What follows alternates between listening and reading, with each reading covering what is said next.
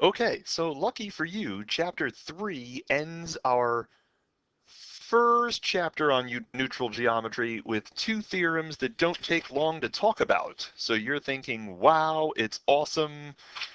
After power-packed videos for 3.2, 3.3, and 3.4, 3.6 and 3.7 are fairly straightforward, and they are fairly quick. So that's exciting for you as it is for me. 3.6, Venema takes us on a look at triangle congruence. And of course, we're going to talk about triangle congruence in the familiar way. If I have two triangles, that one's not even a triangle. Now it is, sort of. I've got triangle ABC and triangle DEF. What do we mean when we say they are congruent? We mean that we can put the sides and the angles in one-to-one correspondence. We can basically put the vertices of the one on top of the other in such a way that AB matches up with DE, BC matches up with EF, AC matches up with DF, but then all the angles also, angle BAC congruent to angle EDB, angle ABC congruent to angle DEF, and angle ACB congruent to angle DFE. So when we say that two triangles are congruent, we really mean that all 6 of those congruences happen. By saying that the two triangles are congruent, we get all 6 for free. Okay? This is the familiar idea of congruence. Now, the thing with this is nobody, repeat, nobody wants to prove all 6 of those congruences because a mathematician is nothing if not lazy.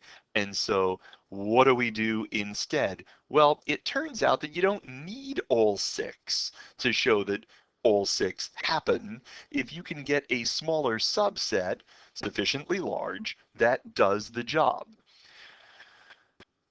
The one you probably started with in high school was the one called side, side, side, where we say, okay, oh, undo, undo, undo. Let's get undo. Let's do a whole bunch of undos. This is the one you probably did in high school first, and you took the 3 straws, and they had 3 lengths, maybe 5, 7, and 8, and then you had another 3 straws, and they had the lengths 5, 7, and 8, and you turned the one set into a triangle and the other set into a triangle. And you said, oh, look, the triangles have to be congruent, side, side, side. Of course it works, because if the 3 sides match here, then the 3 sides match there. That's the one you start with in high school geometry, but it's not the one that we start with.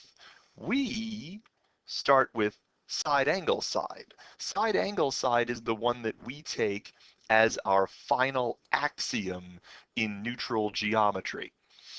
Side angle side goes like this. If triangle ABC and triangle DEF are two triangles such that AB is congruent to DE, BC is congruent to EF, and the included angle, angle ABC, is congruent to the included angle DEF, then triangle ABC is congruent to triangle DEF.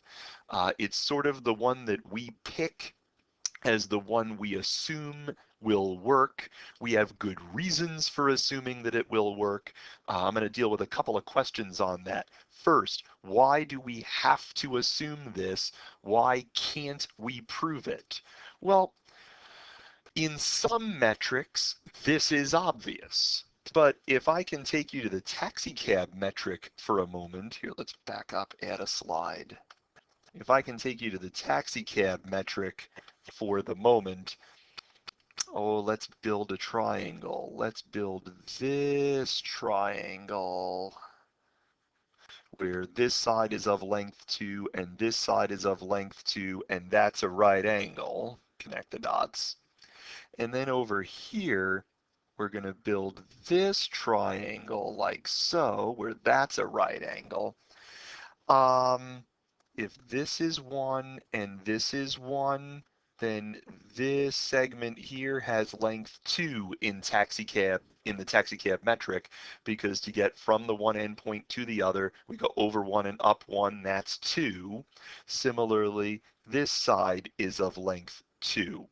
So In the triangle on the left, triangle ABC, we've got a right angle at B, and its two segments are of length 2. And if we come over here to triangle DEF, angle E is a right angle, and the two segments that make it up are of length 2. But clearly, AC has length 4 in the taxicab metric, but DF has not 4 for a length in the taxicab metric. So the two triangles are not congruent. They are obviously not congruent. Taxicab geometry has satisfied every axiom so far. So we need to have this axiom because it cannot be proven from the others. And it cannot be proven from the others because of that. Okay? This is sort of an intuitive notion. If you were teaching high school students, you would do something like this. You would say, oh, look, there's triangle ABC on the left, and there's triangle DEF on the right, and we have two sides and an included angle that match up. Maybe this is the angle that matches up with that. And if I were a high school geometry teacher, I would say, well, since the angles match up, I've got to be able to bring this one over to that so that those vertices match up. And now I'm going to change the color on this so that you see what's happening. Great. Now what am I going to do? I know that because the angles match up, if I rotate far enough, I can get these angles to match exactly. I can get the angles to match exactly just by rotating far enough. So now here's the thing. I've got the angles to match up. That just means that the rays coincide. Oh, yeah. Yeah. That just means that these rays coincide, right? This ray and this ray coincide with this black segment underneath and this black segment underneath. That's what it means for the angles to match up. And then you say, no, no, no, wait a minute. This black segment is as long as the red segment. This says so. And this black segment underneath is as long as the red segment because this says so. And so the two triangles have to match up because we connect the dots from A to C or from D to F, and we get two triangles that are congruent. Now, to do that kind of a proof requires transformational geometry that we have not yet studied. And we will study it before the semester ends, but that's the kind of argument that Euclid would have used to show that side angle side really does work. Oh, look, it really does work. Okay? Side angle side is the one that we decide to pick as an axiom. The other familiar triangle congruence theorems are all going to flow from that. This is the one we pick as an axiom. Okay. Almost immediately after Euclid decides side angle side is the way to go, he proves this. He proves that if ABC is a triangle and if AB is congruent to AC, then angle ABC is congruent to angle ACB. This is the very familiar theorem that you studied in high school. Base angles of an isosceles triangle are congruent. Base angles have to be congruent. I will present two proofs. You will actually enjoy each of them. So for proof number one, we take some isosceles triangle, ABC. Those are congruent. I want to show that this angle here is congruent to that angle there. And so I'm going to do a little bit of hand waving, and you're going to help me fill in all the blanks when we get to class tomorrow.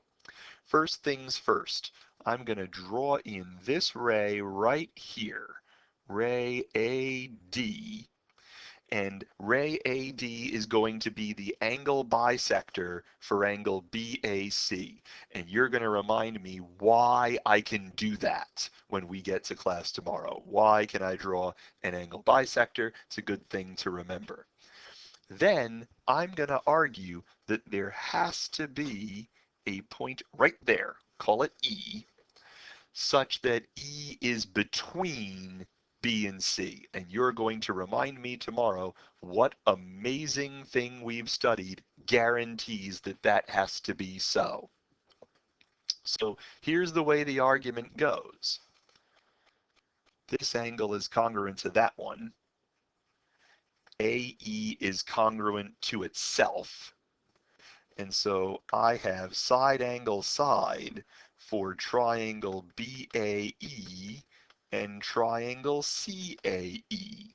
And since that's the case, I get the question marks I'm looking for.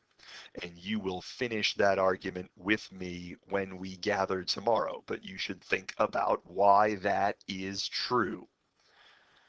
The other argument is somewhat more sophisticated. The other argument says, because AB is congruent to AC, really, triangle ABC is congruent to triangle ACB. Really, I should say that slightly differently. Triangle BAC is congruent to triangle CAB, because I get two sides and an included angle, two sides and an included angle. And if that's the case, then all the pieces we need to match up, because second letter, first letter, third letter on the left corresponds to second letter, first letter, third letter on the right. Second letter, first letter, third letter on the left of the purple equation. Second letter, first letter, third letter on the right side of the purple equation. It is much more sophisticated an argument, but also a much more elegant argument. This is what Euclid did exactly first thing after he postulated side angle side, and so that's the first thing that we did. Awesome. That's enough about side angle side. The rest will come when we gather tomorrow. Looking forward to seeing you.